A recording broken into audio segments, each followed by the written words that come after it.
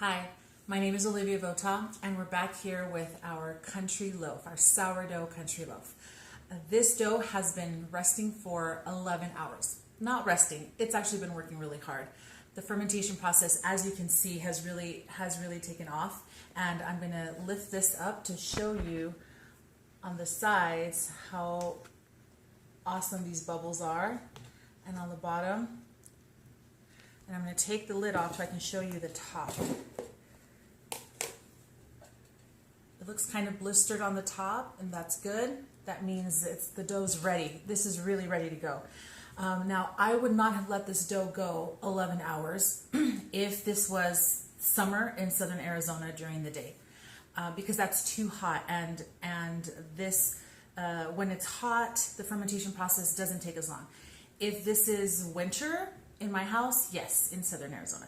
Now, if you live where it's even colder than it gets here in the winter, then count on probably 12 hours, right, of a bulk rise. This is called the bulk rise. So just keep in mind that temperatures really matter. If you are in the dead of winter and it is really cold, then what I would suggest that you do for this bulk rise is that you stick it in your oven with the light on. Do not turn the oven on. Obviously, do not, or you're going to end up with melted plastic and dough all over the inside of your oven. So just the light on, or you could also put it under your range light on top of your stove, and that should work. I just want you to get used to gauging the warmth of your house and how long things take to ferment in your house. But I just wanted to give you an idea of what to expect. For me right now, 11 hours was good. I could have started this, or I could have done the bench rest earlier, but I just didn't have time, so I'm doing it now. And that's what we're about to do now. We're gonna do the bench rest. So I'm going to flour my counter here, or my workspace here, and then I'm going to gently, very gently coax this out. I'm gonna show you what it's gonna look like. There's the gluten strands.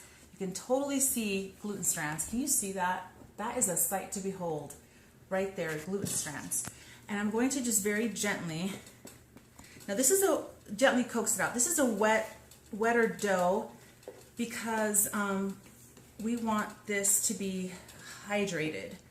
It has a higher hydration level than other doughs, particularly if you're doing commercial yeast. So you have to kind of get used to, with sourdough baking, you have to get used to wetter doughs for a lot of the breads that we make.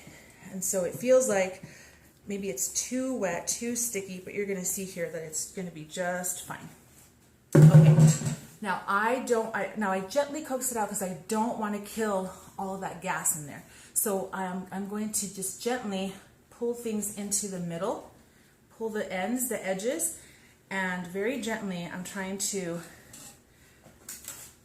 make a little ball. I moved it over to get some more flour under it. I don't want any more flour on top, but I just want a little bit of flour on the bottom so it's a little easier for me to work this. And then I'm going to kind of turn it over, and then very gently I'm going to make it into a little ball. But that's it. I don't want too much work at this point. Okay, perfect. All right, good. I'm going to do a little bit more flour on the top, just a tad, so that my towel doesn't stick to it, although it shouldn't at this point. And I'm going to let it sit here for about anywhere between 20 and 30 minutes. It kind of depends on the dough that you're using. For this one, because it has whole wheat flour, I'm going to let it sit about 25 minutes. And then I'll be back to show you the final shaping process and then the final rise. All right, so I'll be back here in 25 minutes.